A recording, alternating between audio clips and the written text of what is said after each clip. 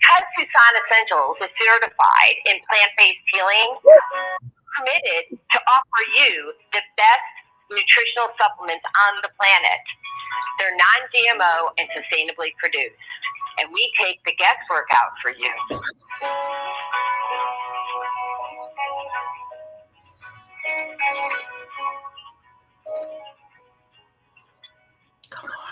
Let Tucson Essentials help you take control of your health today.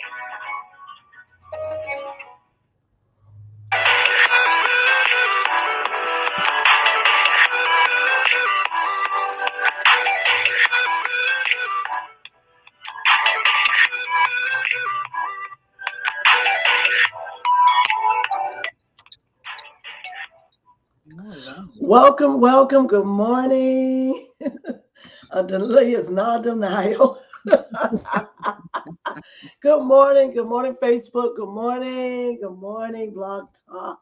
My name is Dr. Debbie Green. This is Soulful Solutions, and we welcome you this morning with my beautiful host, Naima Latif, our executive producer of the Female Solution. Good morning, Naima. How are you? Oh, I am fantastic. And you should see this. Oh, I love what you have on.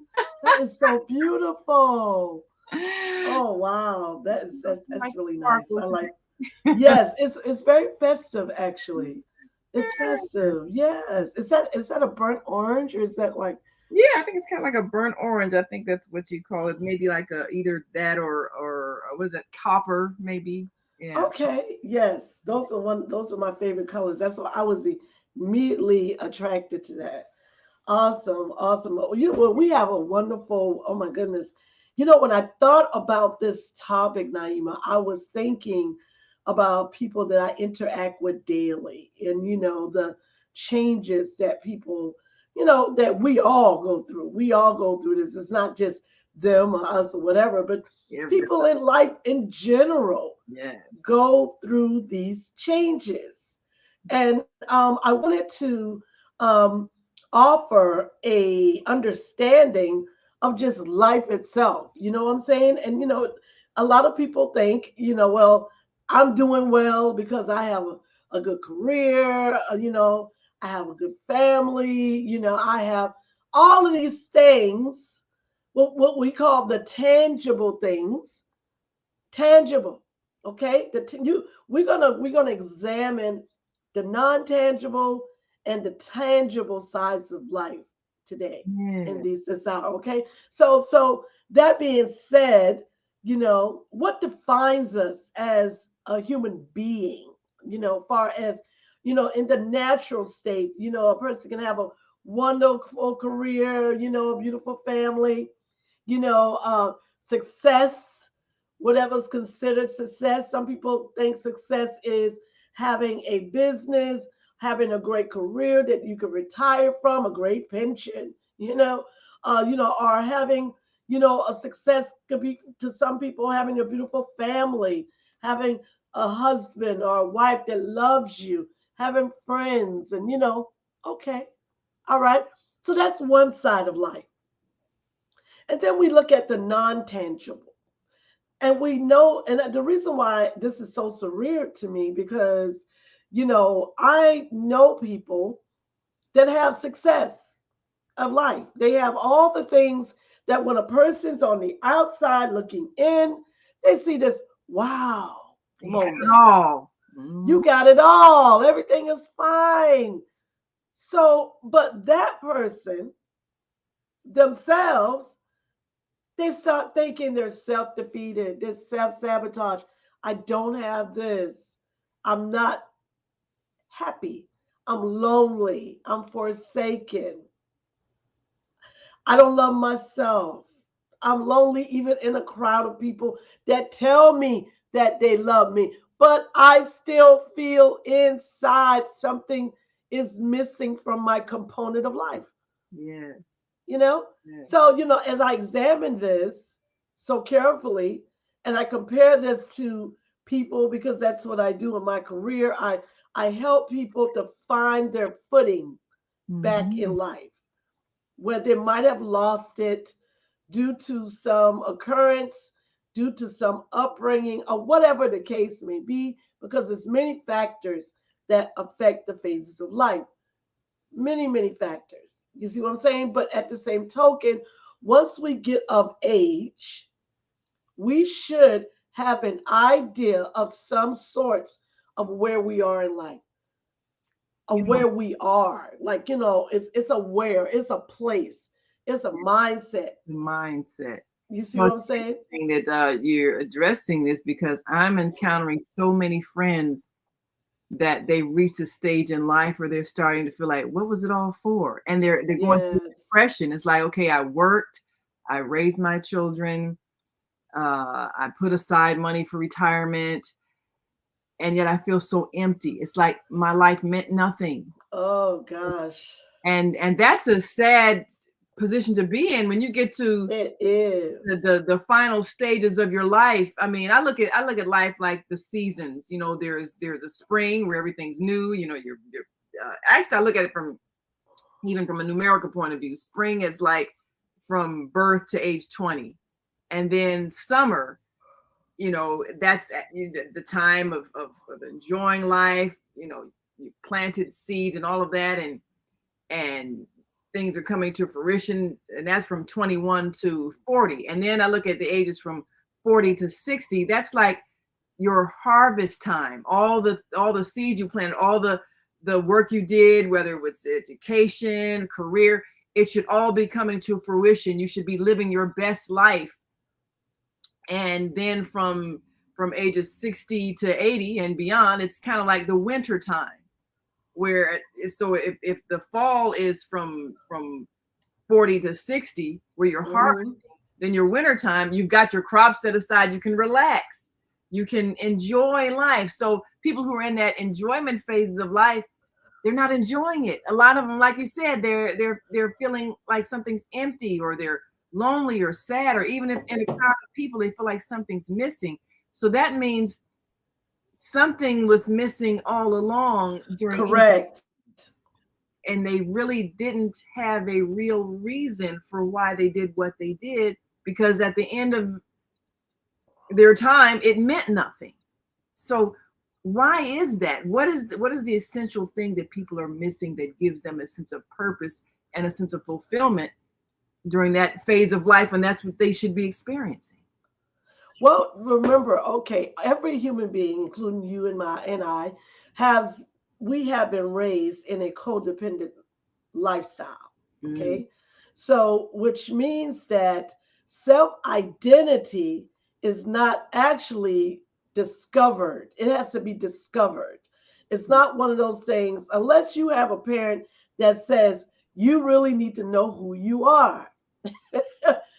At early ages, as early as, I'm serious, as 4 years old, when you can understand hello and goodbye. Okay, mommy, daddy, you need to know who you are. Don't you know you will grow up and you will be independent and you need to take care of yourself? So parents don't often say that until latter ages, up in the adolescent years. Okay, so proof be given at this point right here. So what I'm saying is that the codependent lifestyle that we were raised or reared in prevented us from understanding the actually comprehensions of life. And because this is the way they were raised, everyone will, however, just continues to rear their children according to how they were raised, unless they encountered some type of abusive relationship and they say, I'm not going to do my children like that. Okay, so then they start changing to meet the need that they think is the healthiest way to raise a child. That's one. So here comes life, okay? Because life is one of those things. It's a a gentle teacher, but a hard taskmaster, okay? So Mm. which means it pushes us into certain levels with or without our permission, or with or without our knowing. So we don't really have a comprehension of life later stages, Naima. I'm telling you, all in our 20s, 30s, like you say, when things are springing forth, because that's what life is. It's springing forth. So you're going to get some good, you're going to get some bad, and you're going to get some ugly. Okay, this is just reality, because it has to be, I call a multi cocktail of things to get you to a point where you like wake up. Because a lot of times people won't wake up if everything's is just going bland, simple, everything's going their way to what they want. All right. Okay, now they're good. You know what I'm saying? But at the same token, it's not reality. Reality says life will happen. Okay? Life is just what it is. Lessons, instructions for eternity. What's your eternity? From the time you're born to the time you exit this physical life and go into a spiritual life, for those who understand that level. Okay, so this is what happens. So we just pre-exist when we are children. We pre-exist because we're being nurtured. We're supposed to be now, depending on, again, the upbringing, right? We're supposed to be nurtured, contoured, directed, all of these things into what is called a life form. Instead of being a human doing, we're supposed to be. Okay, let me give you the other side of this coin, because I want people to understand this, because there's no perfect family out there. You may say, well, mommy and daddy was just wonderful to me. Okay, and we never had any issues. Duh, that ain't even humanly possible. Everyone has issues. It's just that you may not be aware of it, or you could possibly be in denial. Who knows? You see what I'm saying? Because sometimes our families will protect us from their stuff. Okay, they may not let you know all of the disformity. That happens a lot. But families it's all of a there. sudden just up and get divorced, and the children like, but why? What happened? Yes, They never let you know what was the internal workings of the conflict in their marriage. You didn't see it coming. Never. So that being said, let's just take that topic right there, okay? Because there's many topics we can do. So let's just take divorce. How does a divorce affect a person's life? Okay, so most parents, okay, I'm not saying all, most parents don't always tell their children when they start having issues, when they begin to have issues. They think the children don't know, but the kids are very observant and they know everything. Let's just get that out of the way. Right. All right, but they may not say anything. Yeah. They know when you're not happy. They know when you're angry. They know when you're sad. They watch it. I don't care how good or pretending you are. If there's something wrong, the kid's going to pick it up. All right, so fast forward. How does that affect the child's life? If it's not done in a certain factor with honesty and true loyalty to that child and respect, then it is going to change the way that person looks at life. It's going to change the way they look at relationships. It's going to change all of those things. So if there is any self-defeat, because most of the time, if they're suppressing their feelings about that divorce, well, I can't tell mommy and daddy that I'm really very angry and I'm upset that they're divorces and they're not telling me really what they think. What happened? I don't understand. Why don't they love each other anymore? Okay, if none of those questions get answered effectively, that person is going to go on assuming that this wasn't something I did. Maybe I did something. Maybe I wasn't good enough. Why don't they love me enough to stay together for me? Right. Okay, so it gets warped, right? So the emotions of that person, that child, then kind of runs away with things and they start suppressing. All right, so it affects them. It'll affect them in school. It'll affect them with their peers. It just affects them. The majority of people are affected by any unsettled, undefined change in the home that results in some type of division, separation, or breakup. That's just normal. It will affect them.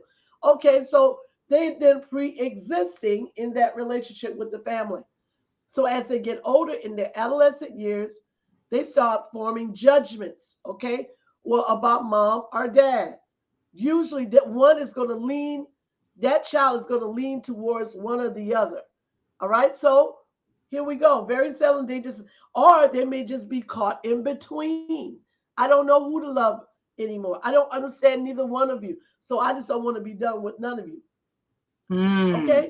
I think that's the hardest part. I've seen children of divorced parents really go through a struggle, especially if the parents try to get them to take sides, whose fault is it or who didn't do what. And that's so painful for children. It is. Yeah, and here's another thing that I'm seeing.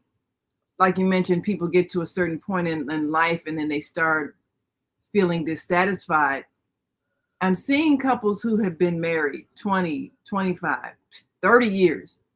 And then suddenly, because they're feeling something missing on the inside of them, they think, well, maybe I'm stifled in this marriage. Maybe I need to go somewhere and find myself. Maybe they'll start an affair or whatever it is. But they're thinking that because this regular, plain, predictable life just seems so empty, that what they really need is another partner, another romantic relationship. Right. What is that? I know there are different names for that. What is that when a person decides that stable person they've been with just isn't providing their excitement anymore, and there's something missing in their life, and maybe what they need to do is in their marriage? What is that? Well, I believe that people, like you said, seasons, okay? There's seasons in people's lives. People evolve. Some people grow out of the normalcy of a relationship. At first, it's on fire, baby. Okay, everything is just wonderful. All right. So as time goes on, the needs of those individuals start to change. So when the needs start changing and desires and the wants also start changing, then if they feel that person's not meeting that need anymore, then that's when they exit. You see what I'm saying? They exit, and most of the time they have another relationship or just remain single for the duration of their life, depending on how long they've been in a relationship. So those are pre-existing. See, this is the reason why I did this topic today, because a lot of people pre-exist in areas of their life and they know they're not happy.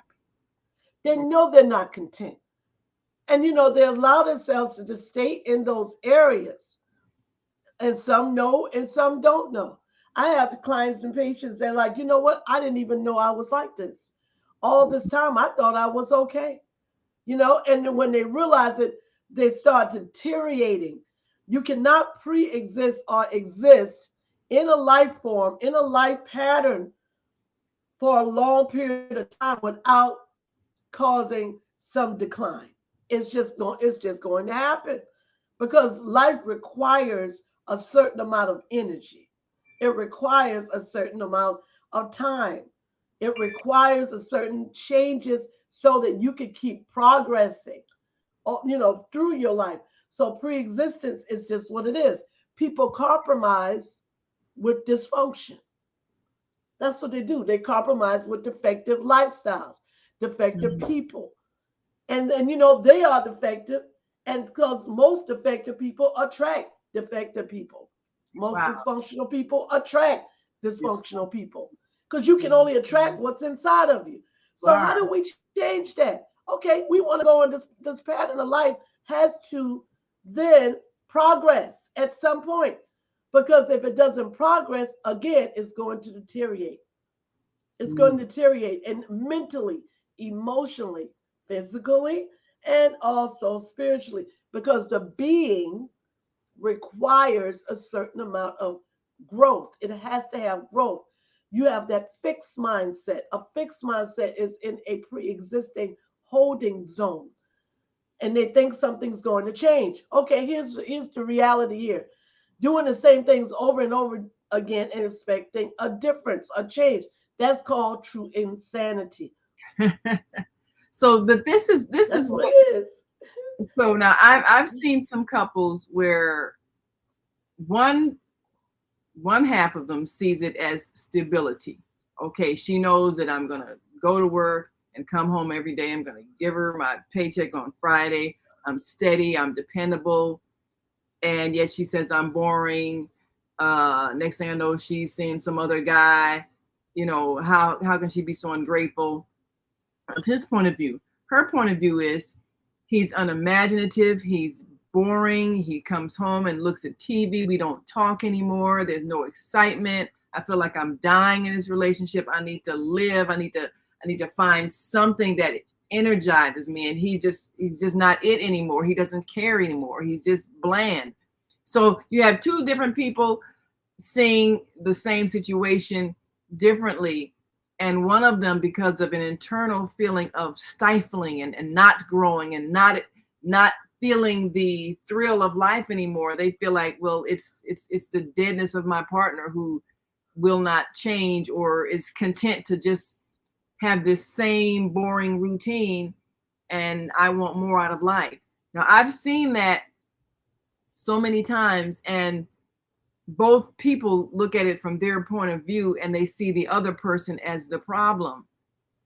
But is the problem within themselves? Is the problem that they can't talk about what they're feeling? Is the problem that there was a sense of lack of self-satisfaction from the beginning, and they were looking at that other person to fulfill what was missing, and then that person didn't? They blame them, but really what's missing is what's inside of you. I mean, what is it that causes that kind of thing to erupt over time? Well, the thing again, people grow apart. They grow apart, and most relationships, I say, they really didn't know each other from the beginning, like really know each other. You know what I mean? I think one should be friends for a period of time, at least 1 year, before getting married. Um, I mean, really friends. Yeah, You know where what I'm you saying? enjoy each other's company and Yes, not just yes, get and you not have so sex. much. I'm not talking about friends with benefits, okay? Right. That's what I I'm see. talking about A lot friends. of When confusion. you when you put intimacy in there, sex, it changes. No, you need to be friends. You Yeah, need to find a place where you are candidly, you can open yourself up to this individual and they can know you and you can know them. You can know what they like and what they don't like. You know, what they believe in, what they don't believe in, right. what makes them happy, what makes them tick. You see what I'm saying? Being able to talk about anything underneath the sun and Yeah, feel good with that. right. And you know, and as that 1 year, 365 days of just true friendship before you even make a decision to say, I want to spend the rest of my life with you. But you know, most relationships are not you know, they're not discovered like that. They just, again, people get chemistry, intimacy happens. Oh, I love you, you love me. Oh, we are very happy because we have this wonderful life of nothing but, you know, sexual enjoyment. I take you out with my friends. We go out, we laugh. Okay, here comes the baby. Now we got a family. Now we can't leave each other. Okay, in our Mm. mind. No, we got to raise a child. So therefore, did I really know who you were? Because I see that after we've gotten into this marriage, you seem to have changed a little bit. You're not the person I thought you was. You know, so things change as time changes, thing changes. And I mean, again, you know, we want to not just pre-exist in relationships that we say, oh well, this is all I have. At least he pays the bills. At least she's, you know, she takes care of the kids. You know, so we compromise in that area. You see what I'm saying? So then we go from that pre-existing mode to surviving. Yeah. Surviving. And that's just it. We paying the bills, okay? And you We know, paying the bills. And that's that's it. That's that's what what we people doing. We think. paying the bills. And I think people learn that that is the objective in life from their parents, because that's what they saw. You know, okay, you work and pay the bills. That's what your life is for. And so people will learn that that's the purpose of life until they get to a point in life and they realize, no, there's got to be something else. This is not fulfilling. And I think that's when they get to that point of frustration and feeling of emptiness, when they realize Right. it's paying the bills, that's not enough of a reason to live. We got to take a break. But when we come back, I want to talk further about that, because I think a lot of people are going through that period of life, that last phase of life, as they go into their senior years and Yeah. looking back and thinking, what did I achieve besides just paying my bills? What was my life for? Yep. And they go Yes. into a deep depression. Yeah. And this is the time when people start seeing their friends transition out of this life. And every time someone passes, you start evaluating yourself Right. and thinking, Mhm. did my life really have any meaning? Yes. That's Yes. that's where the depression hits. We'll be right back. after this quick break. And if you're listening online and want to join this conversation, give us a call, 515-605-9325, and press 1 so we know you've got something to say. We can open your mic and get your thoughts. You're listening to and watching Soulful Solutions with Dr. Debbie Green. And we'll be right back after this quick break, so stay with us.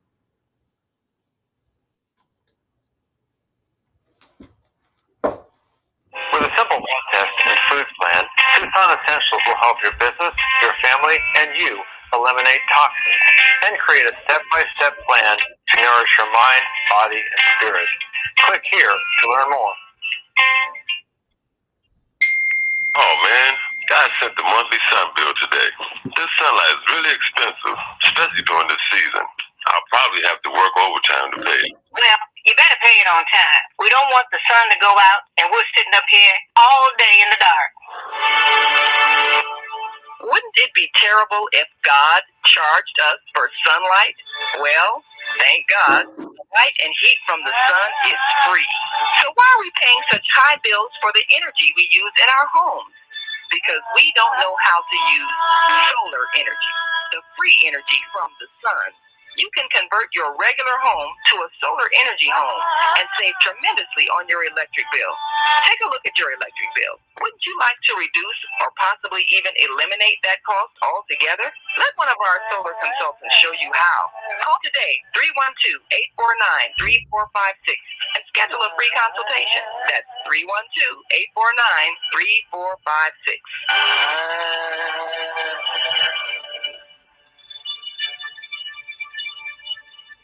I'm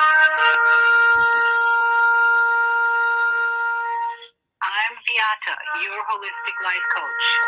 These days, it's more important than ever to work on your physical, mental, emotional, and spiritual health.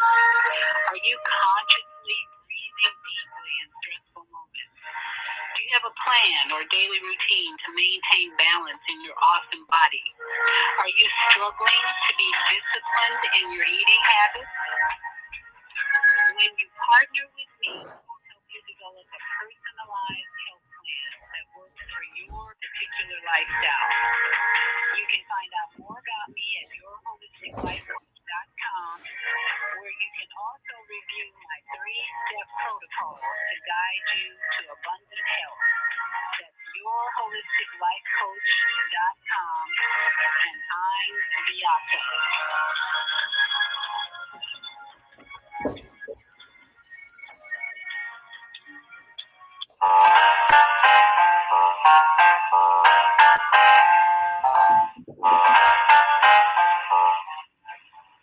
Have you ever dreamed of going to exotic places, meeting fascinating people, enjoying uplifting music, and spending nights in a luxurious hotel?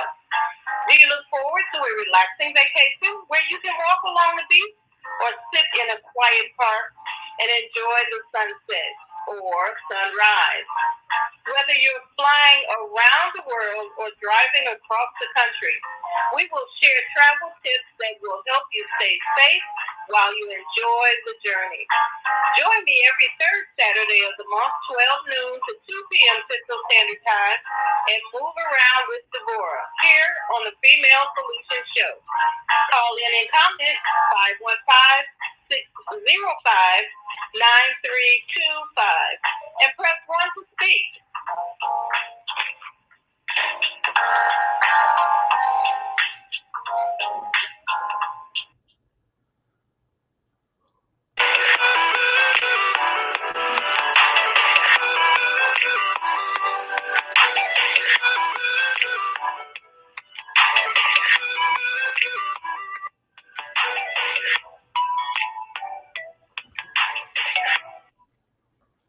Hello, hello. Good morning again. My name is Dr. Debbie Green, and welcome to Soulful Solutions with our beautiful host, Naima Latif, our executive producer of the Female Solution. And our topic today is, are you existing, surviving, or effectively living your life? That's a biggie. That really is. That is a biggie. I think we have evolved from a point of expecting little other than just existing. You know, there was a time when people were happy to just survive. You know, if I can stay alive and eat a decent meal a day and have a roof over my head, well, you know, consider yourself lucky.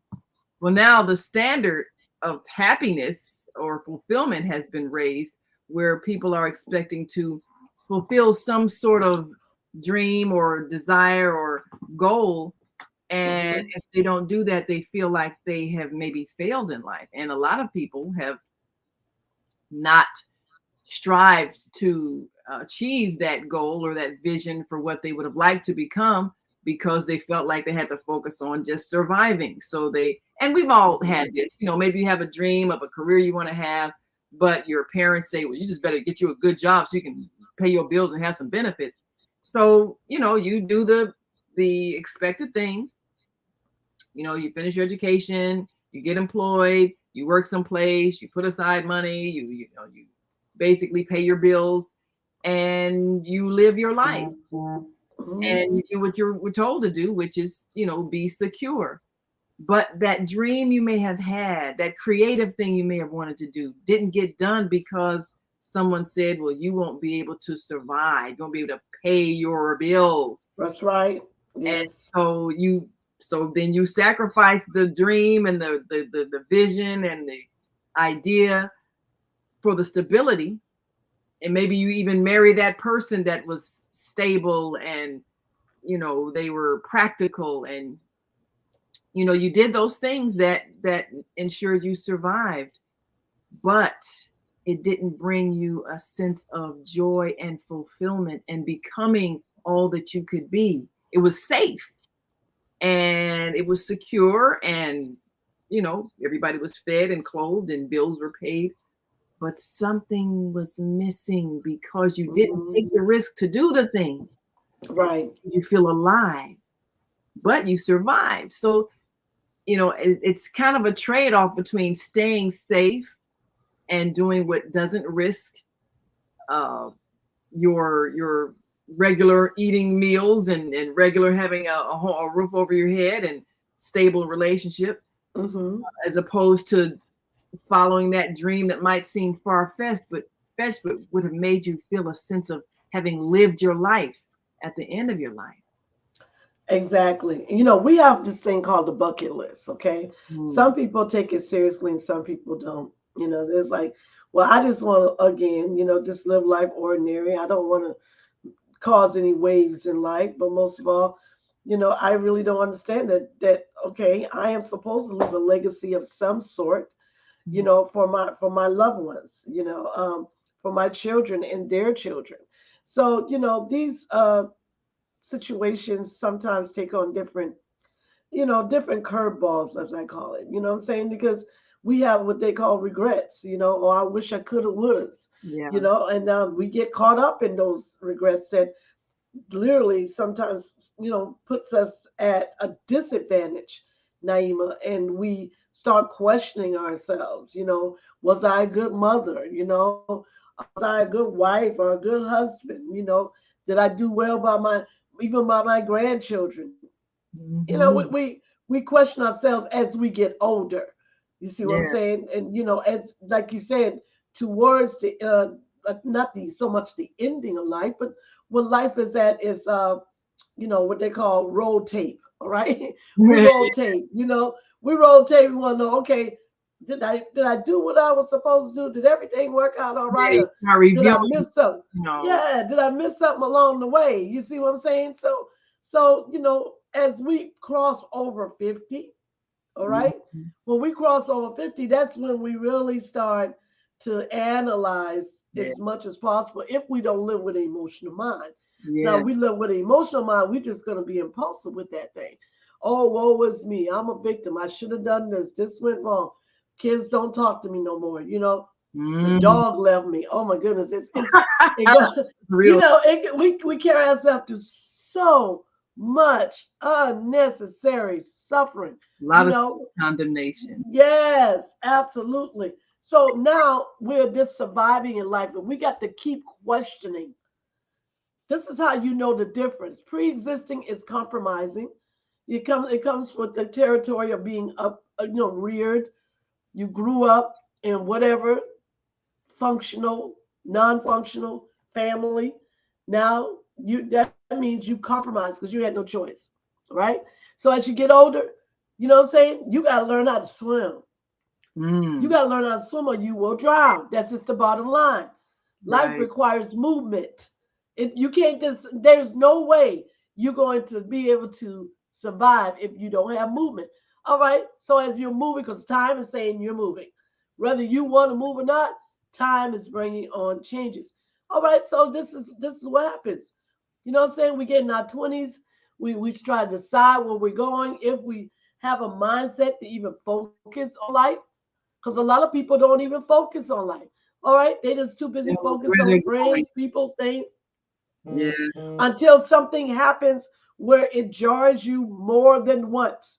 People have to Mhm. cycle over and over and over again before they realize, oh, I'm in trouble.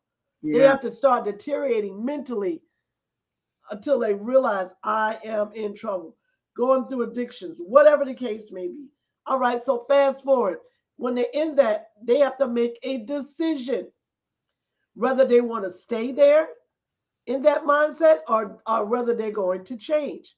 It doesn't have anything to do with what's on the outside of them. They think, oh, I need this to do that, but really and truly, you don't need it. We have this thing called power. We have self powers, power resilience, power of purpose, power of choice, power of decision, power of persistence, power of determination. You know what I'm saying? It's so much power of self-preservation. We have so many powers that's inside of us that we really don't use to their fullest capacities. We use them every day, whether we realize it or not, but to the fullest capacities. So how do we get past these existing and survivor modes of living You to know, get to the point with the abundant life? I think people start believing that there's a time limit on when they can do new things. Also, that can create maybe a sense of depression. Now, I think was it this week or maybe a couple of weeks ago. One of Zelda's guests was in her 70s and she's getting her law degree. So it's kind of like, hey, it's never too late.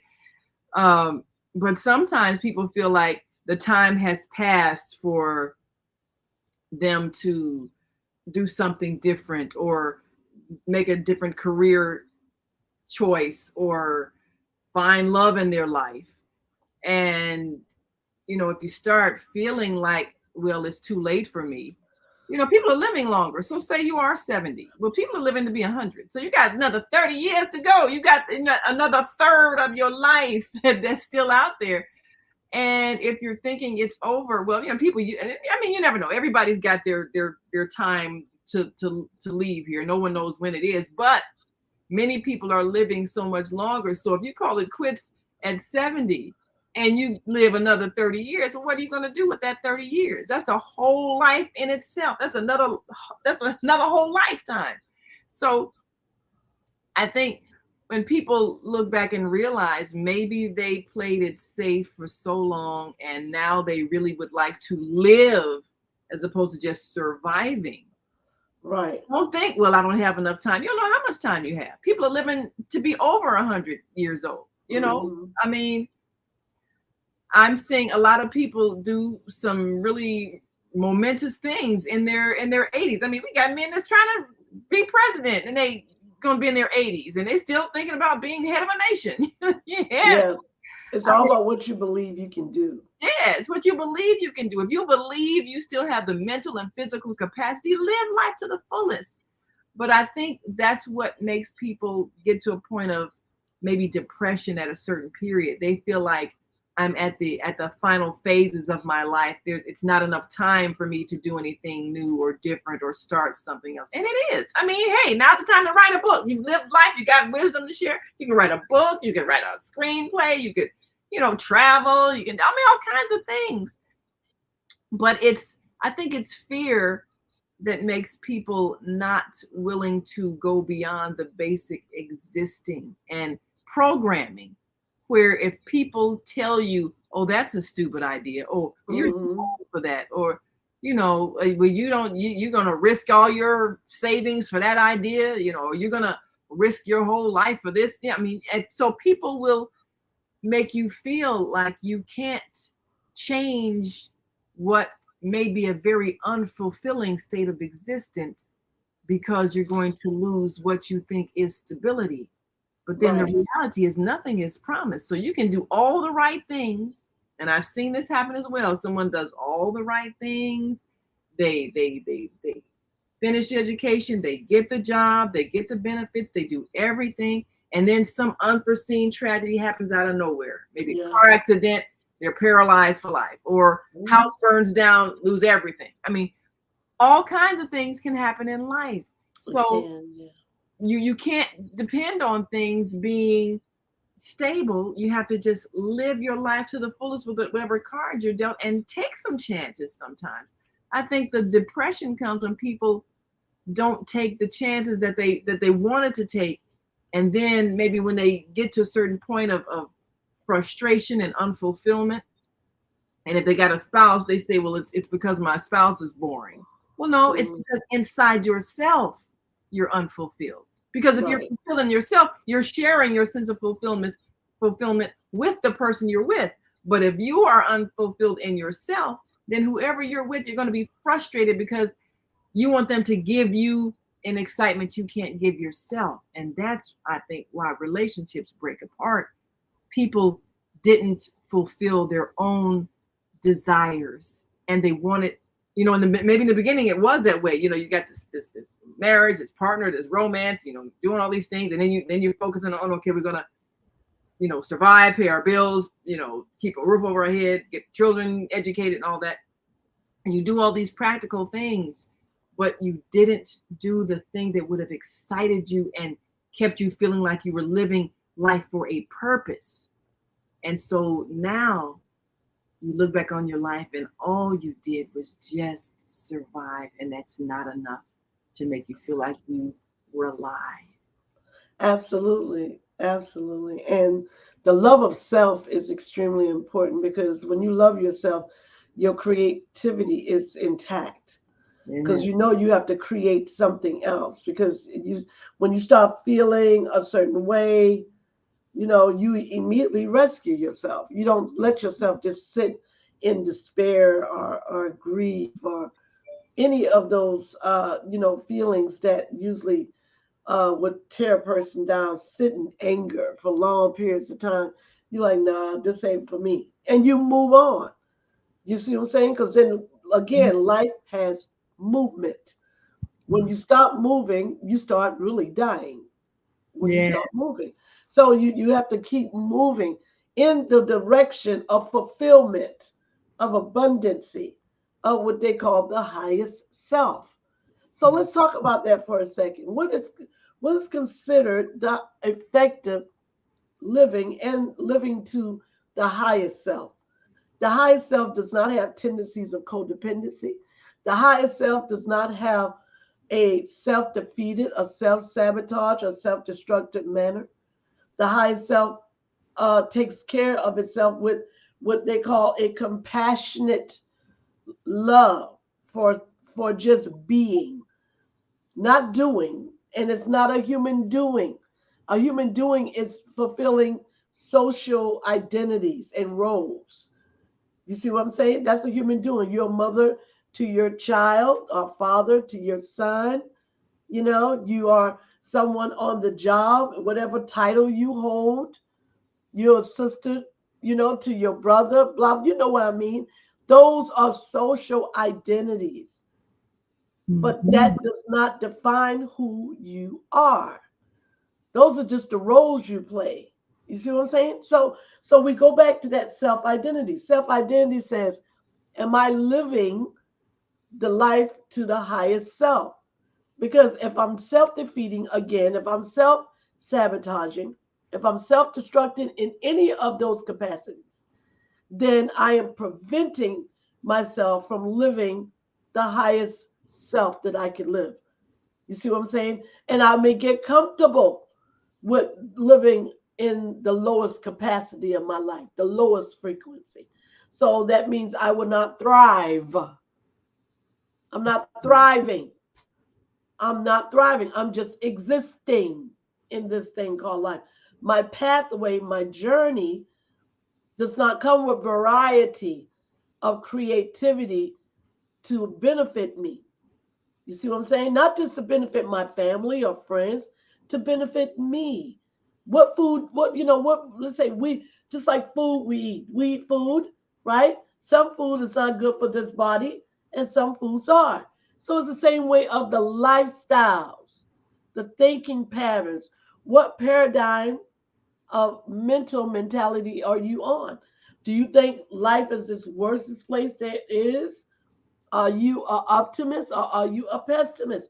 All of these questions you need to ask yourself because that is going to guide you into a lifestyle according to your life patterns. We create life patterns day by day by day. We alter and we create. Now, if you ain't creating nothing and you said, woe is me, I'm just going to be a victim of life, that means you're not creating anything. So what can life do but to give you the same old things? Just another day. Now, I have seen that.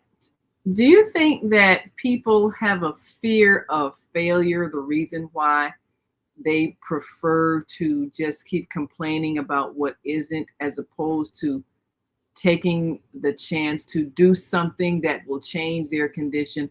I've seen people, it's as if they're stuck like a record that keeps skipping and playing the same thing over and over again.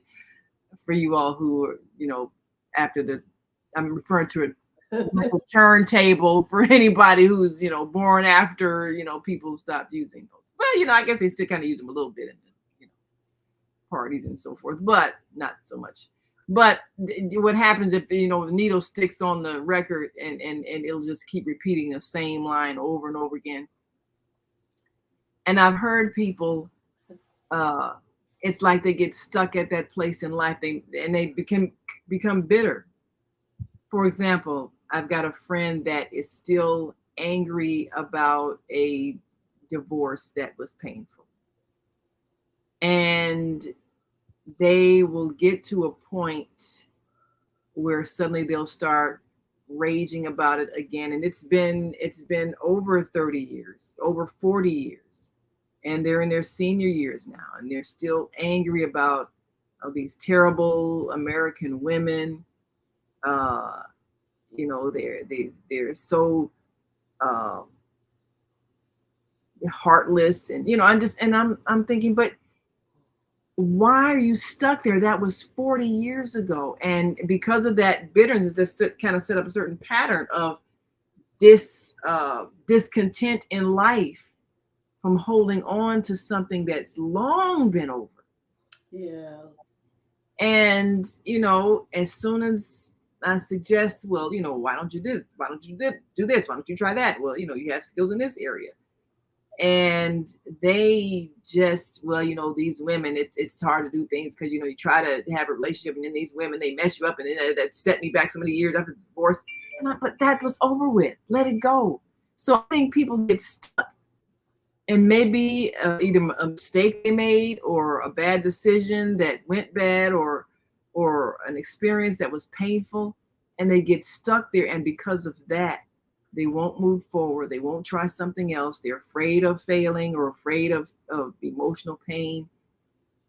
And they start to sound like a broken record, as they say, well, the reason why I can't do this is because of that thing that happened in the past. And, it'll happen again. And it'll happen again. I don't want to do it because it'll happen again. How do people get unstuck from condemning themselves, maybe from a past error that they've made in judgment, maybe a past relationship that hurt them, maybe even a past business venture that went bad and maybe they lost money. And so now they're afraid to try anything again, or maybe any kind of thing that they did when they stepped out to try something and it had a painful consequence. And so now they're afraid to ever try again. How does a person get unstuck from that mindset? Well, the first thing that has to occur is self-forgiveness.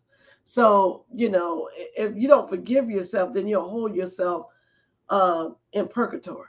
Okay, let's keep it real. All right, that's exactly. You're gonna hold yourself in a holding zone because you're looking at yourself as a self-defeated, broken person, again, going back into that same enslaved mentality, woe is me. I regret this. Why didn't I see this? What's wrong with me? I call it with the whoop. You know what I'm saying? You got the whoop in your hand, and what's the people that used to beat themselves? Oh, we have a name for that. Yeah, and that was part of their religious practice, is beating right. themselves. Yeah. So they got, people who self-defeat and self-sabotage, you know what I'm saying? Self-defeat, they literally beat themselves up. They beat themselves up because of what they consider failure in life, like relationships. If a relationship didn't work between you and that person, it's okay. It's no big deal. Yeah. Move on to the next person. It's billions of people. You're a lesser millions person. and millions of people on this earth. So you so caught up in a very few that you seem like, because you can't seem in your mind, this is what you think. Oh, well, I don't know what's wrong with the women because I'm this and I'm that. And they don't see I'm this. So they just, for example, a man or woman can say same thing. Why every time I get in a relationship, it seems like I'm being used, I'm being teared down, I'm being this. Well, we have to ask ourselves the question, what's inside of you that's attracting those people? Yes. Something's inside of that person that's attracting them. Now, if they don't do any introspection, okay, they will always be pointing a finger about who did this to them. Again, they'll always stay the victim. You know what I mean? So you'll find yourself staying a victim so long, and just so you know, that's pre-existing. All right? Existing. Yeah, you're pre-existing in the mindset that's really not benefiting you, and it's in life itself is showing you over and over and over again. All right, do some introspection. Find some alone time with yourself. Stop thinking you always need somebody to say and complete you, to tell you and validate how good a person this is and how good you do that. All right. So, if you're going to pre-exist before moving on, pre-exist in yourself. How about that? There you go.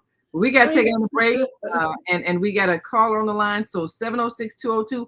Hold on. We're coming right back to you after this quick break. So stick and stay. Don't stray away. And if you are on our switchboard now and have a comment, press 1 so your number lights up, and we'll open your mic and get your thoughts as well. You're listening to and watching The Female Solution Global Radio. And subscribe to our channel on YouTube.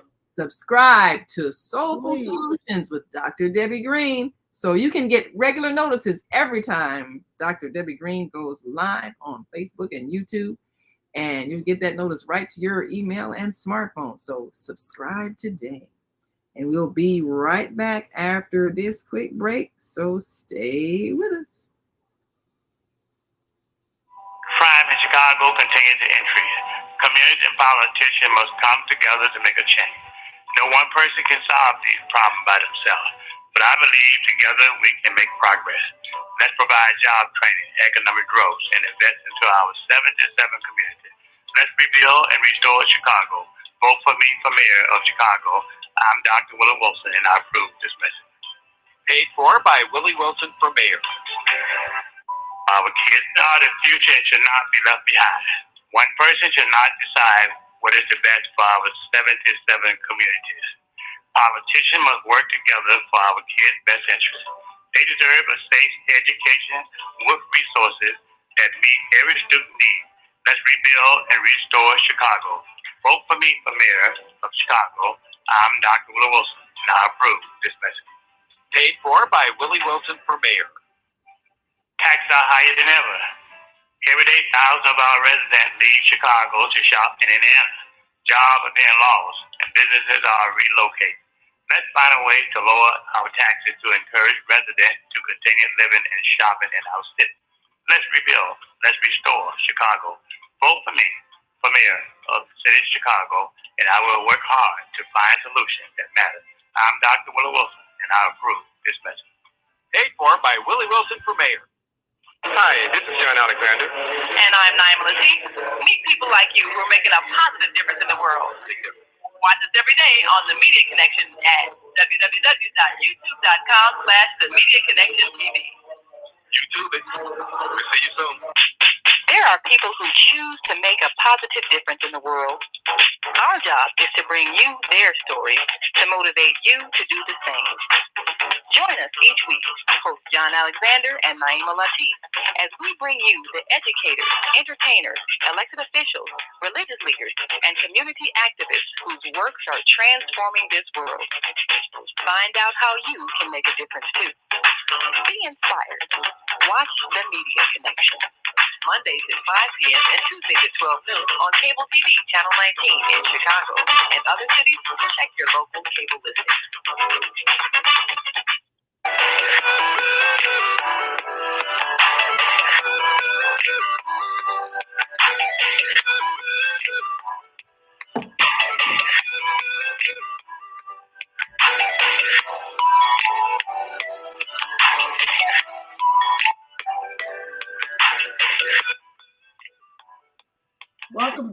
Welcome back to Soulful Solutions.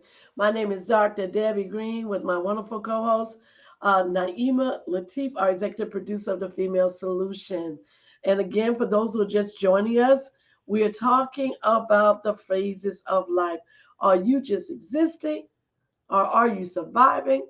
Or are you effectively living your life? Let's take that caller, please. All right, 706-202, Grand Rising. Introduce yourself to our listening and viewing audience and give us your thoughts. Check your mute. 706-202, check the mute on your phone. Your mic is open. Okay. 706-202. You pressed 1, check your mic. Okay, well, I'll come back to them. Meanwhile, we have 872-901. Your mic is open. Make sure you got the mute up on your phone. And go right ahead. Introduce yourself to our listening and viewing audience and give us your comments today. Oh, good morning, and thank God for all of us today being alive. This is Lois here in Chicago. Hey, Miss Lois. And you know, it's such a blessing to be alive and to hear Dr. Debbie and you share these words from heaven is just so beautiful. Now, are we surviving? Well, I'm surviving. I don't know about anybody else because I don't know too many people who aren't winching up in the grocery stores, especially getting a loaf of bread. And so I think we're making it by the help of the Lord, but I don't think we're doing what we would like to do. I think we're doing what we're forced to do in some respect, but we all have to survive, and we have to eat. We have to have a toilet, we have to have some soap and water, and those are basic needs. And, I think once we've met those basic needs, until those needs are met, we can't do anything else. But just thank God for every day and take it one day at a time as I have for these 70-some odd years. So, that's all we can to continue to pray. Eat and the water. I find that if we drink the water and put a little lime in that water, that's our medicine right there. I think it heals all. And then when Dr. Debbie comes in and gives us these words of encouragement and words of how to do it and what have you, and Naima reiterating, I just want to thank you all and thank you for this time. Again, this is Lois here in Chicago. Bye. Thank you. Thank you. Thank you for the health tip on the lemon water. I'm gonna definitely in the lime. I'm gonna definitely take that seriously. Yes. We've got another caller. It's press 1-779-801. Grand Rising. Thank you for joining us, and introduce yourself to our listening and viewing audience, and give us your thoughts. Grand Moon Rising. Yes, Thank you. Yes. This is Marika. Greetings to you and your listening audience. Yes, Marika. It's so good to be able to share and answer the question that you've posed. And I can only say that at this point I was writing it out recently. Every week I have to write what I'm grateful for. I'm grateful for good practice. Of this moment. This moment is perfect between us. It is wrong. Everything exists within the will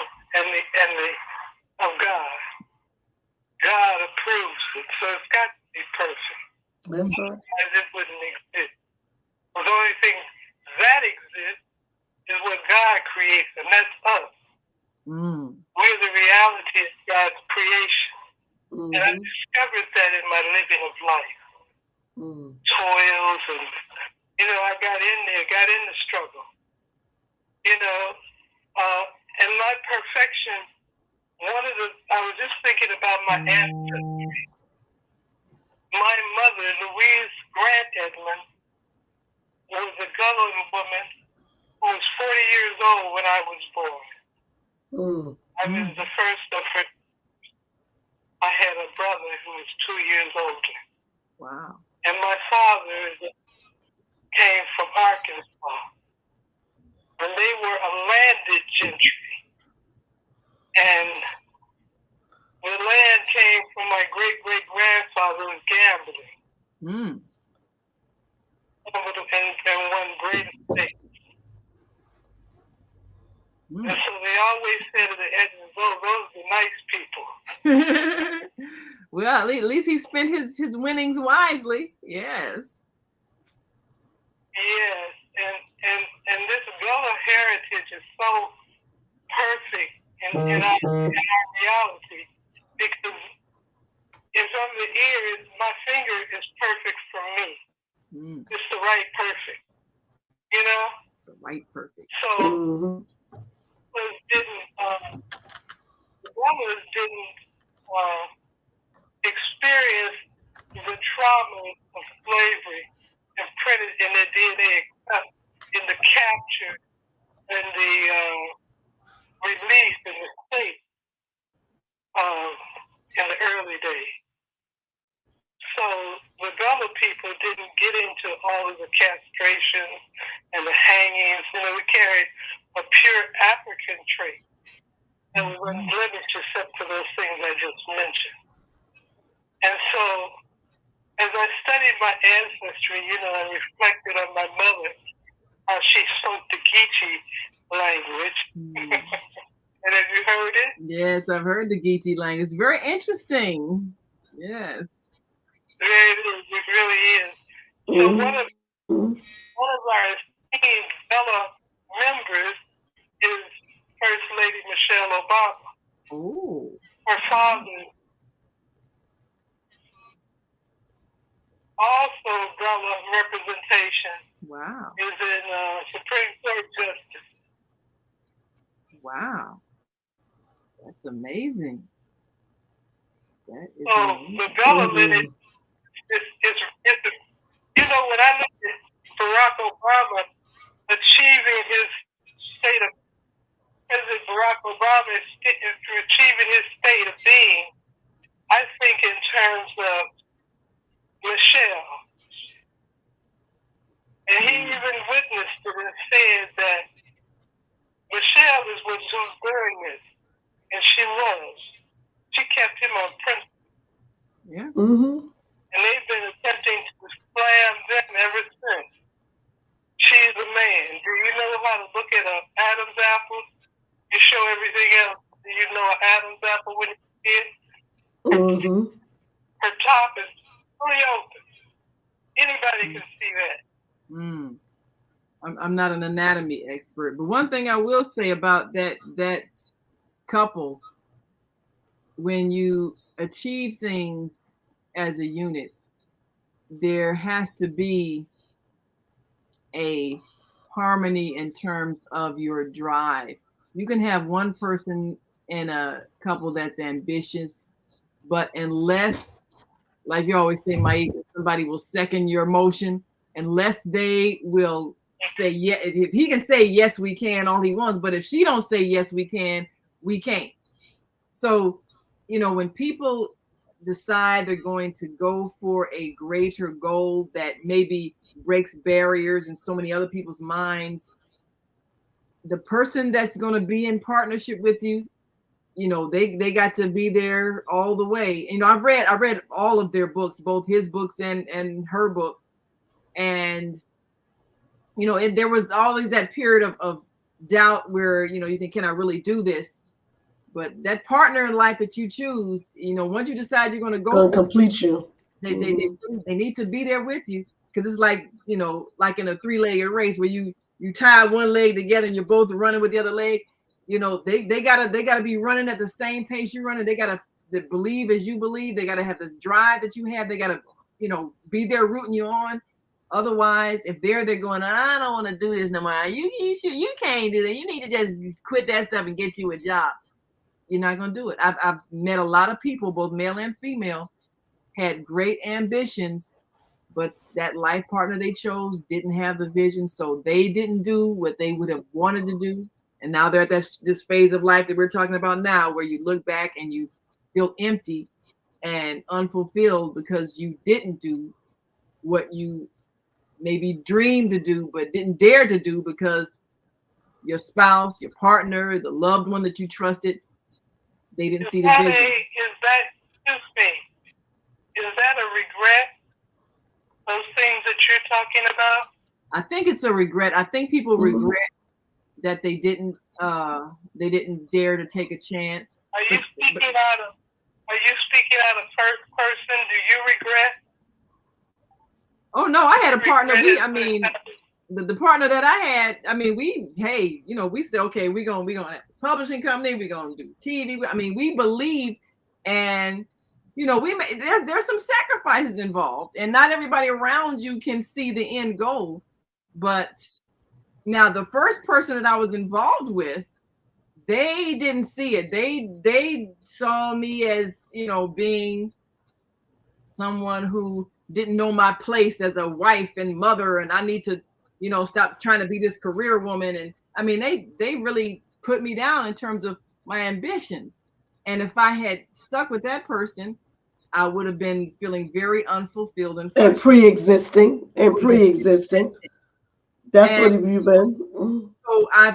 So that experience let me know I need to be with somebody who shares a vision and is willing to make the sacrifice to make it happen. He also had a relationship, you know, the previous person in his life was like, oh, you know, you're not going to achieve this.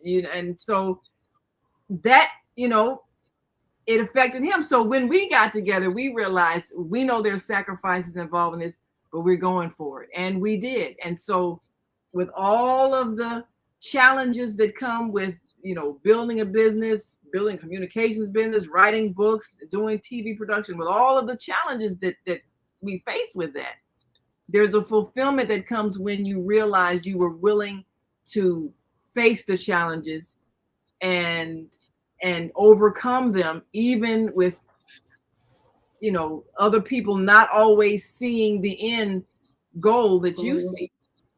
But at least at the end of your life, you're not saying, oh, I wish I had written that book that I thought about. Oh, I wish I had produced that film I thought about. Oh, I wish I had done this enterprise. I wish I had.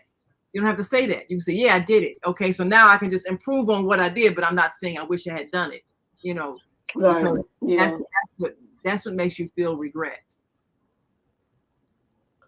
Yeah, and it's actually a curveball too. In your existence. I'm sorry, I missed that. What was that again? I really want to have a conversation,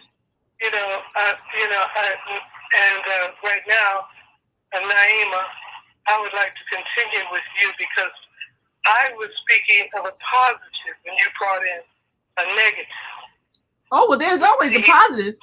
Sometimes you get the positive after you've had the negative. It's what God allows it to be for you to get the lesson that you need to do. It's not based on personality. Right. Or God's will to like tame you to be able to do what you came here to do. Right. And we run into, when we resist God's will in our life, then we run into obstacles. Right. Because God can take us over, under, through, and above anything when we're under God's auspices, because then you're called a reaper. You know, the harvest is ripe, but the reapers are few. When you become a reaper in God's world, then you're under God's auspices. God has to take care of you. It's like God is obligated. Because the reapers are few. See, this is where security The laborers. in God. This is what I've found The out. harvest is plenty, but the laborers are few. Yeah, that's I think that's what she's referring to. They told me that God takes care of babies and food. And I went to God and I told God, look, I'm a food. take care of me. Yeah. Just please take over for me. You know, just like you take over my heartbeat and my next word and everything that exists in this perfect world. Just use me, because I don't know what to do. I'll be your fool. How about that? So I'm a fool for God. That's what I became. Somebody say, why you choose to be that? I said, because I knew that the position would be vacant. Most people Yes. I earned a lot of volunteers for that. So I don't have regret. I don't have regret. I have an experience. Yeah, and that's the thing. Like God painting a world for me, and I'm learning the lessons. You know, just like the baby, I'm still a baby in the world learning. I mean, look at the educational and racist system that we came through. That stunted some of our growth, and we haven't made up for that stunning. You know, because that system was designed to see us as a labor force, not as a person. The whole educational system was set up for usage, misuse of us as physical beings. So there were great flaws within it. But it was allowed by God because we had to learn who we are. There you go. We had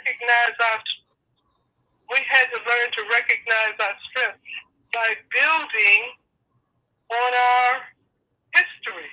Yeah. On the shoulders of giants, we stand.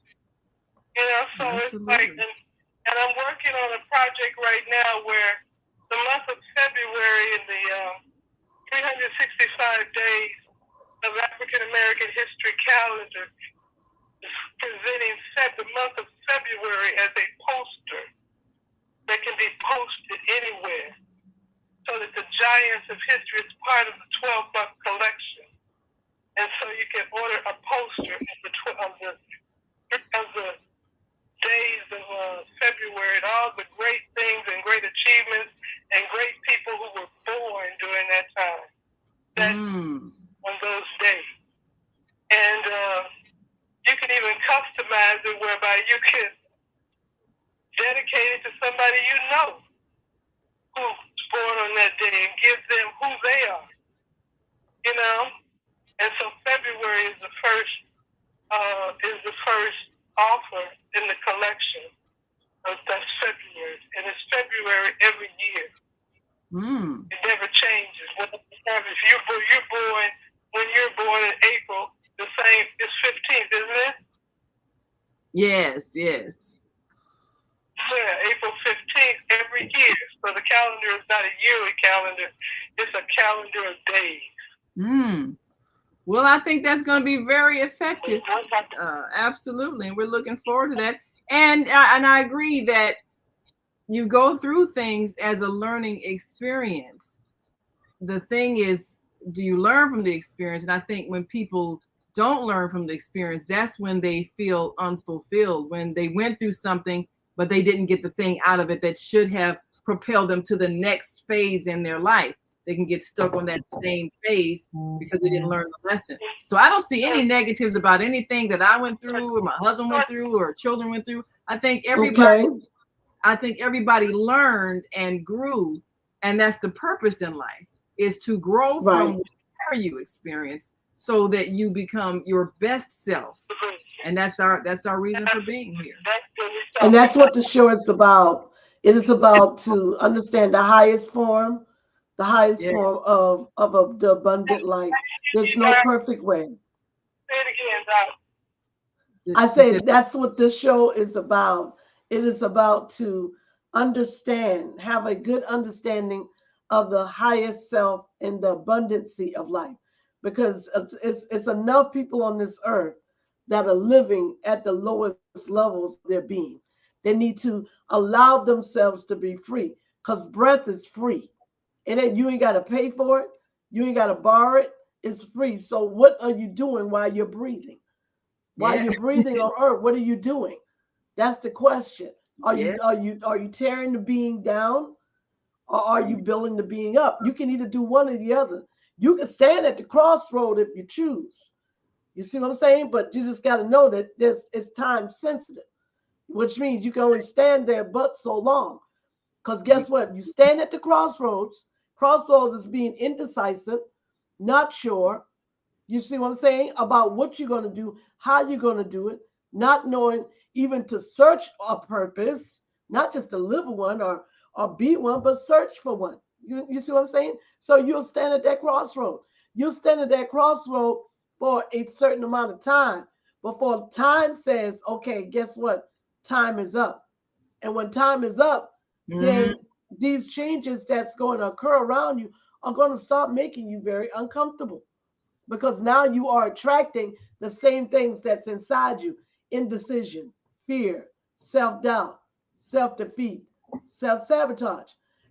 And it's not, again, success is not just having a whole lot of money in the bank, a beautiful car, or a $1 million house. No, we know that's not true, because the celebrities, you know what I'm saying, All we can that clearly miserable. see that that is not making anyone truly happy, right? Right. So happiness is linked to an event. It's linked to some type of circumstance, babies being born, bar mitzvahs, birthday parties. But when you rest in contentment, in the good, the bad, and the ugly, that's when you can really understand the ingredients of life. That, like you said, the game. You're looking for the game. What Yeah. did I learn? What did I accomplish in my learning? You can accomplish something in a regret. You can in a failure. If you think of nothing, so really and truly, to be honest with you, there's no Yes. such thing as failure. Just learn. Failure is only failure when you stop trying. So Right. you stop trying, then you said to yourself, I did not find a solution for this particular situation, and I am going to stay in that position. That's what Right. you're saying. That's what Right. you're telling life. But life is saying, okay, is this all you want? Is that all you want? And then your subconscious mind, or how you've been living your life, is going to keep reminding you, okay, remember this happened and that happened. Do you want to deal with this the same way? Or are you ready to move on? You see what I'm saying? Right. Life is always asking a question. That Again, is we're either going to exist, we're going to survive, or we're oh, going to live life effectively. When you live life effectively, you are in what they call a growth mindset. You're not in a yes. fixed mindset. Growth mindset is looking far beyond just what one sees with their eyes or hears what one is. So you're saying, okay, what else can I do with this being that is going to benefit me in the long run of things? Whatever you do in your present moment is for your future. Of course, God already told you. He said in Jeremiah 29:11, he said, I know the plans I have for you, not to harm you, but give you hope for your future. But guess what? You still got to know your own future. You got to have a Yeah. plan in place of what you want to do. And you know the greatest part about this story, people? It doesn't matter how long you take to do it. Okay? You can Yeah. You got as long procrastinate as if you that's got. what you want to do. All Right. right. But at a certain time, again, those crossroads is going to keep questioning you, because life is going to ask you, okay, remember this? You were talking about this 2 years ago. How about do it We're now? gonna Because it's going to yes. keep you moving, it's going to keep Yeah. you thriving, and Yeah. not just existing or surviving. It's going to keep you in a place called here, because Yeah. there's also here, but there's also a there. That's the way we move. We move and brew, through God. We have a being, right? Okay, he is the manifester of all things, did he not? He spoke it in existence. So you should be able to do that as well. You should be able to speak in your own life. You should be able to speak in someone else's life. Productivity, strength. You see what I'm Yeah. saying? Change, positivity. All right, all those things.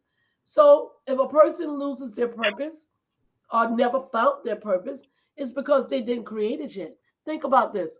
When you were 3 years old, someone can give you 3 crayons and a piece of paper. You Yeah. would not ask them, what do I do with this? Immediately, You your just brain draw. went to work. You just Right. keep moving. You did movement. It wasn't any particular form. It wasn't anything you didn't ask. Afterwards, you may have went to mommy and daddy. Look what I did. Okay, letting somebody know what you did. It's the same process as we get older. You see what I'm saying? We look for validation. We want to feel belong. But if you don't understand that you can self-validation, self-acceptance, you gotta know that drawing was good. Always first. Right. You create your own thing. Will everybody like it? No. But guess what? It ain't for everybody anyway. So get over the self-pity things. When I see people call, they say, oh, I want somebody to notice what I am. I want my family to notice what I did for mama or did for daddy or whatever. Why did they not help me? Why didn't get over it? I'm gonna tell you why you need to get over it. You're wasting too much time pre-existing in an area where you feel your needs, your control is not met. It ain't even about you. Guess what it's about? It's about living the abundant life. What is the abundant life? You give to yourself and you give to another human being. There you go. Period. We gotta take a last break, and we've got some. I'm off the soapbox.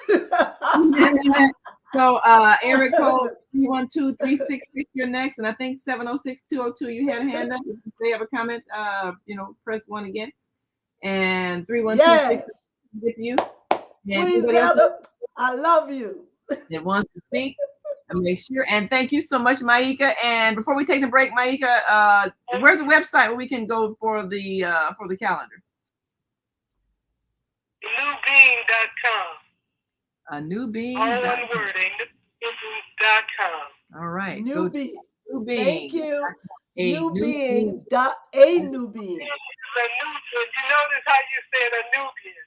It's a Nubian, an American Nubian. Gotcha. Now, is there being or B-E-I-N-G or B-E-I-N? A new being. I-N-G. I-N-G. Okay, new being. Okay. Thank you. A new being. I got it. Thank you. Peace and blessings. Thanks so much for calling. We'll talk to you soon. And we'll be right back after this last break. So we want you all to stick and stay. Don't stray away. We'll be back in a moment. So stay with us.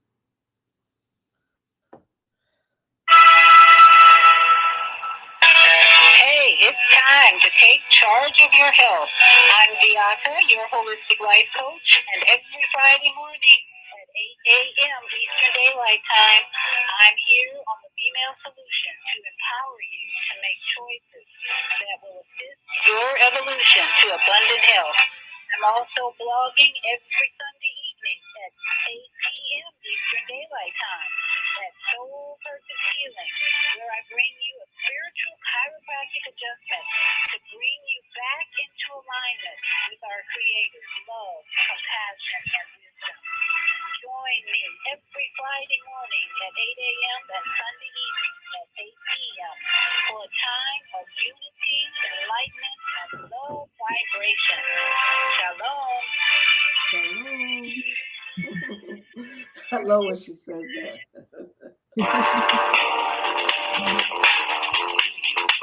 Is Monday morning a struggle to get out of bed, into the swing of things? Well, don't worry, you are not alone. Join us for thought-provoking, stimulating, and mindful conversations on higher learning with Delta Speaks for your Monday morning mindfulness session on Blog Talk Radio, The Female Solution. Mondays, 7:30 until 9 a.m. Be sure and send your ideas, thoughts, comments, and suggestions. Also, if you'd like to be a guest on the show, visit DeltaSpeaks.com and send us your info. We'd love to have you. Experience mindfulness moments with the mindfulness/stress relief coach, Zelda Speaks. And thanks for sharing the mindfulness moment tip of the day. Stay on purpose, stay empowered, and stay tuned to your next session of mindfulness on higher learning with Zelda Speaks. Make it a mindful day. And thanks for listening. Oh man, God sent the monthly sun bill today. This sunlight is really expensive, especially during this season. I'll probably have to work overtime to pay it. Well, you better pay it on time. We don't want the sun to go out and we're sitting up here all day in the dark. Wouldn't it be terrible terrible if God charged us for sunlight? Well, thank God, the light and heat from the sun is free. So why are we paying such high bills for the energy we use in our homes? Because we don't know how to use solar energy, the free energy from the sun. You can convert your regular home to a solar energy home and save tremendously on your electric bill. Take a look at your electric bill. Wouldn't you like to reduce or possibly even eliminate that cost altogether? Let one of our solar consultants show you how. Call today, 312-849-3456, and schedule a free consultation. That's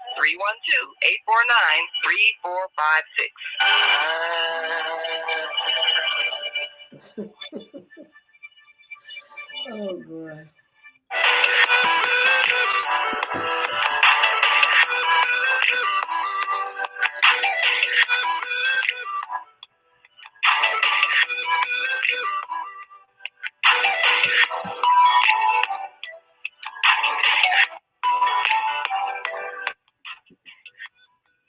All right, all right. We at the top of our hour.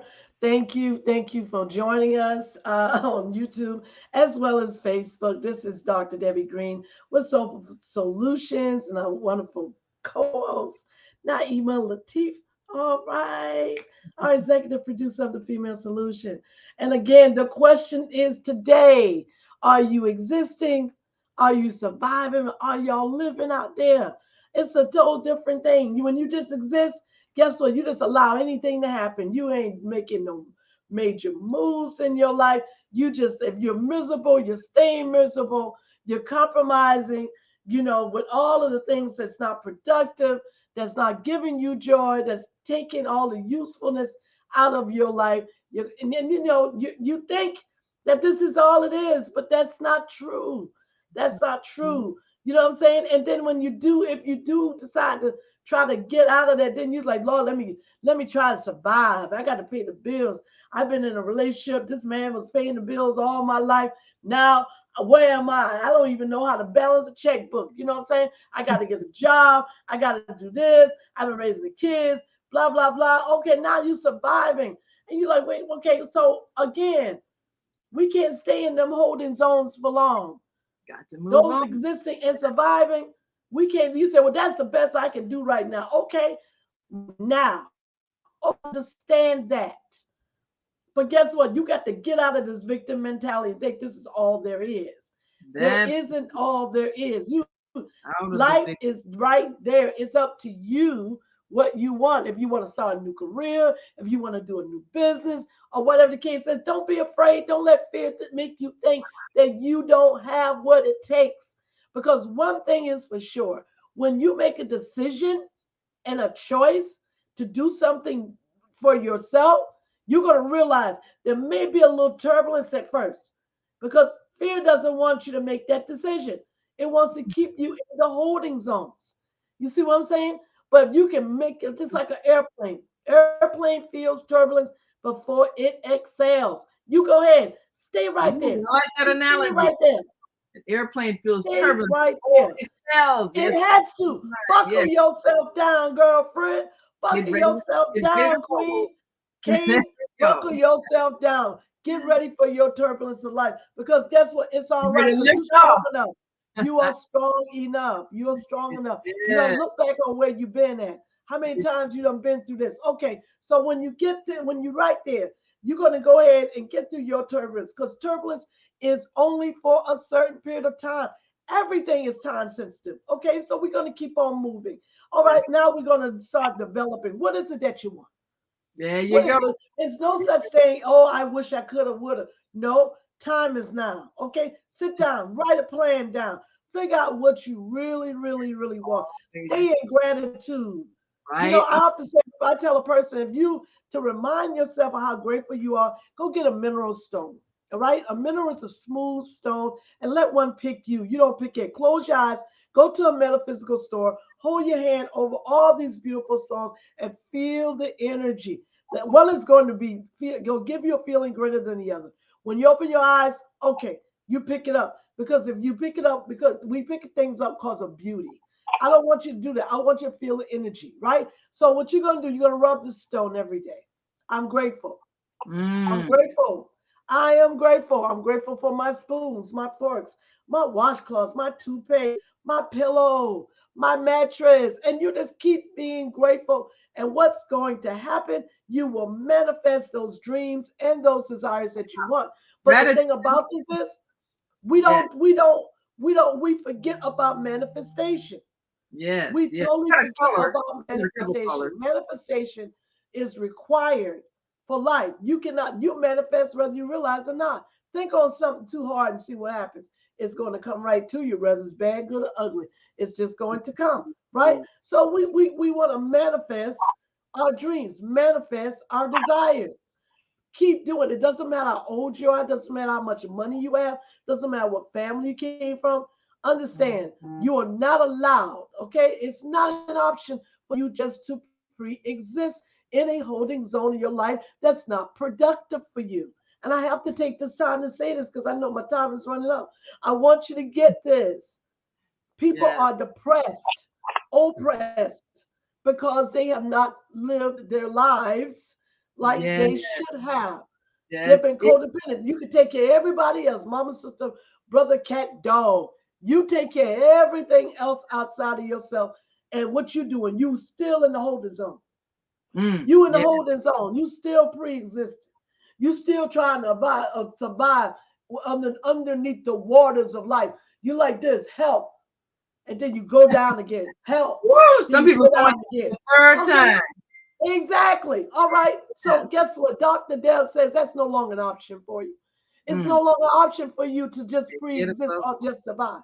Yeah. Know that this life requires a growth mindset, which means that develop something. Start small, one step at a time.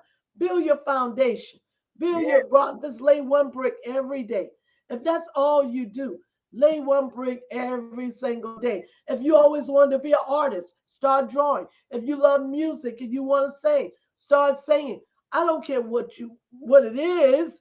Just do it because you got gifts inside of you, people, that have not been executed You're yet. smothering your gifts. Yes. That's it. You've been Yeah. swallowing your emotions, and your emotions are covering up all of these things, which keeps you in a holding zone.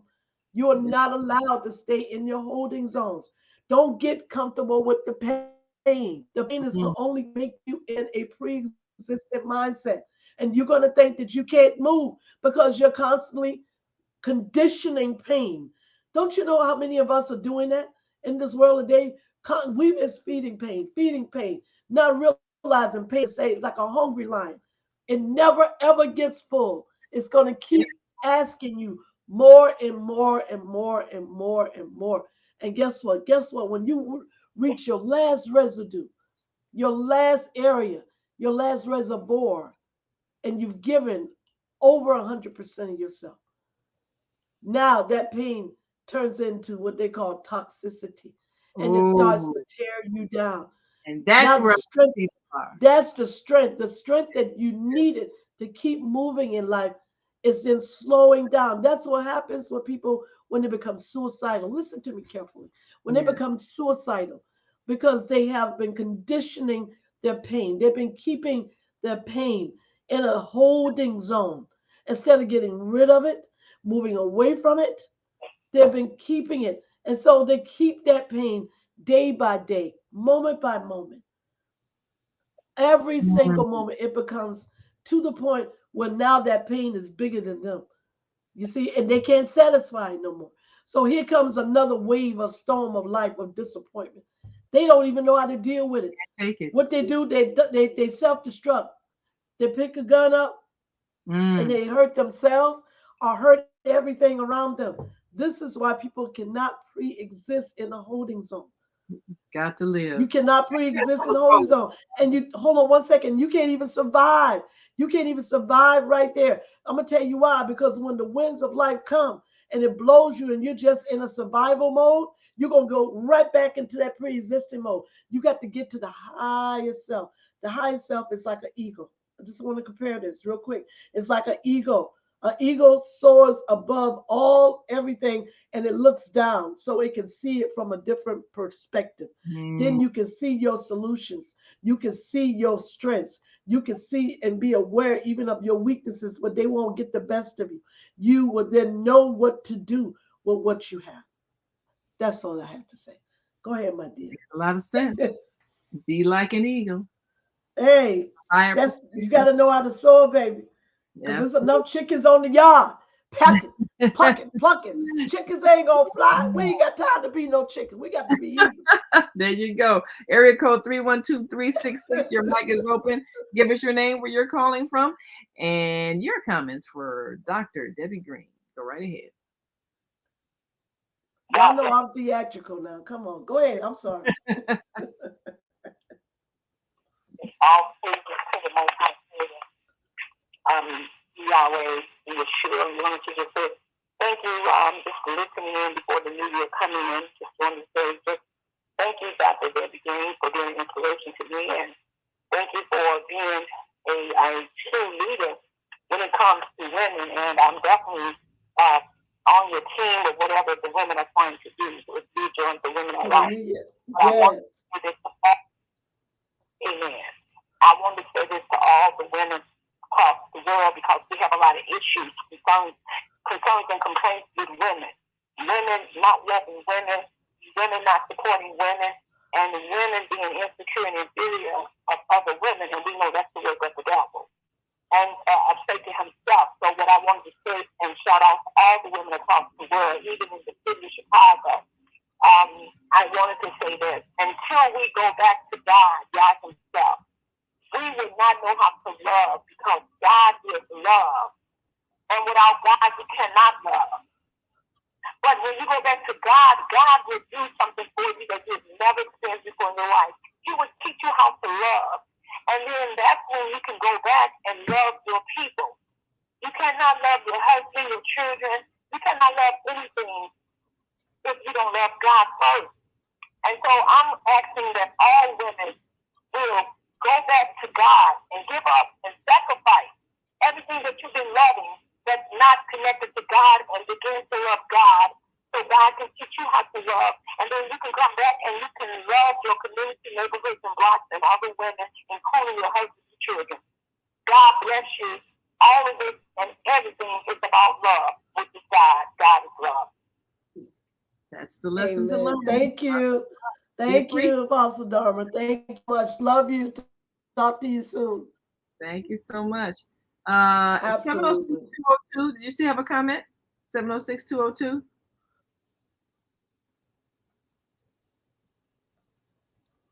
Okay, they may have had this test. 706-202. Did you still have a comment? Okay. Well, if you're on our switchboard. Yes. Oh, yeah. Go ahead. Okay. Go right ahead. Assalamu alaikum and Grand Rising, Dr. Green. You were speaking earlier and you talked about the record player, and you were talking about the needle being stuck in that groove, and that's kind of like where people go, but the part of that needle being stuck is it's a diamond, and the realization that we're all diamonds in the rough. We have to begin to look into ourselves to see that, yeah, we might get in these grooves and we might be stuck in certain positions in life. But it's just like you move that needle and you continue with the song of life.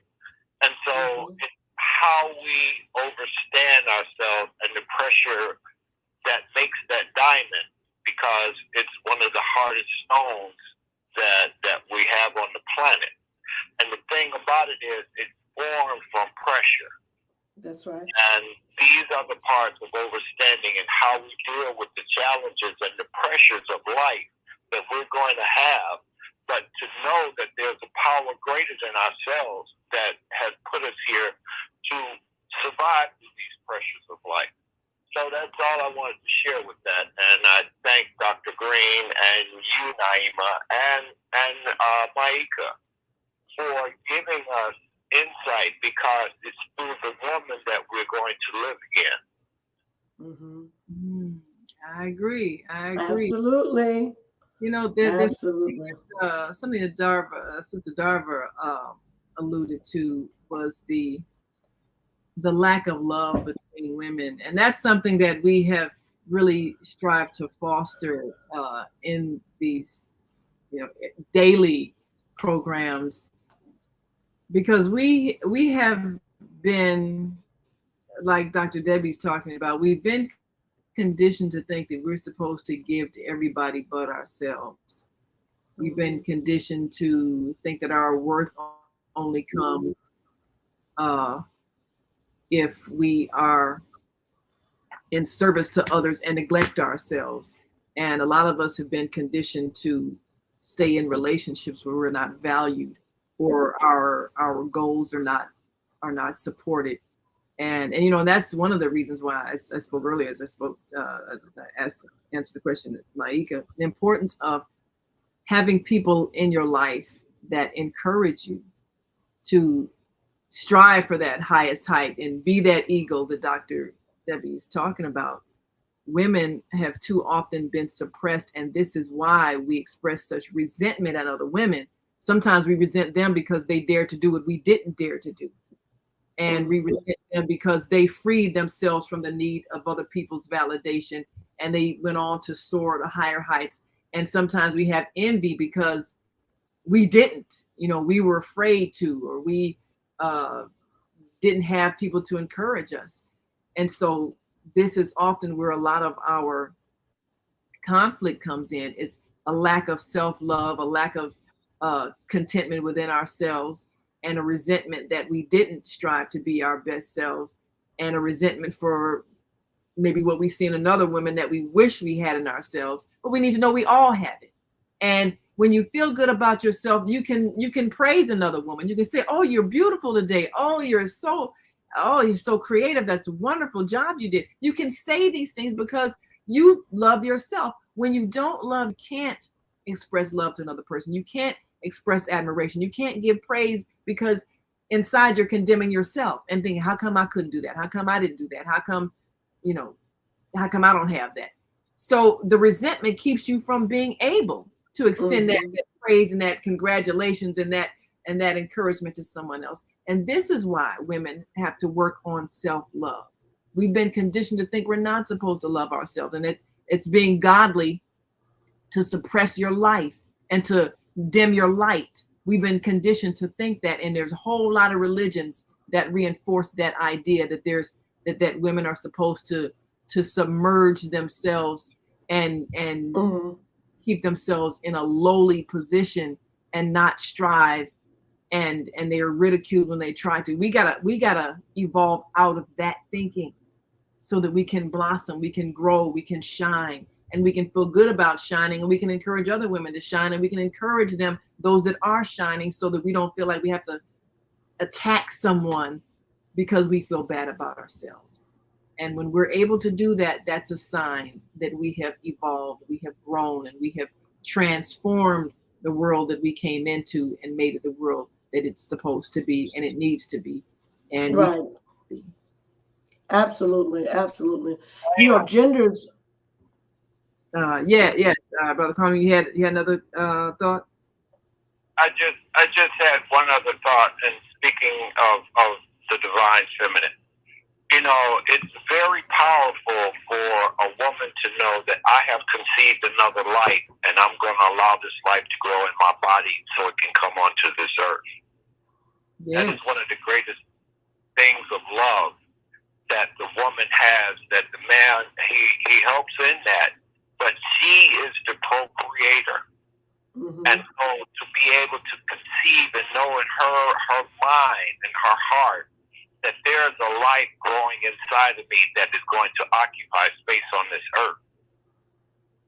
That is a great, to be able to conceive that. That's what a woman only knows, that another woman that has birthed a child, to know that that is the power that was given to me from my Creator. Yes, and it's a trust of another soul coming through us that is trusting us to provide the right environment for them to come through for this earth experience. Thank you so much, Baba Kwame. We appreciate your wisdom as always. We got one more caller we can squeeze in before we go. 773-450. Introduce yourself to our listening and viewing audience and give us your thoughts real quick. Got about a minute before we go. Go right ahead. 773-450. Check your mute on your phone. Yes, go right ahead. Good morning. It's a great show. We get on some of the issues that I've had. We always compare it to traditional society. Traditional society teaches us how to be in competition with each other. They're always fighting, or fighting this man, or fighting this woman, or fighting somebody else. If you find the center of who you are, then you will only look for the best in other people. You don't look for, oh, he's got a big nose, let me talk about him. That society and that me, mine, I mentality. When we go into the we, us, and our thought, all we're doing is trying to enhance the next person and look for something better. You're walking down the street and you see somebody, it's wrong, oh, you look lovely. Whatever you tell somebody, always enhance them. Don't look for the worst in somebody. What are you doing? So society uses all this stupid stuff that we follow because we want to outdo each other. But I thought we're creatures serving the creator, so why are we in competition? We don't give each other life and breath. We should be competing with not each other. We should be helping each other and assisting each other to get to the next level. That's what we're here for. As a matter of fact, I don't really even realize how one person can make it when another person's not.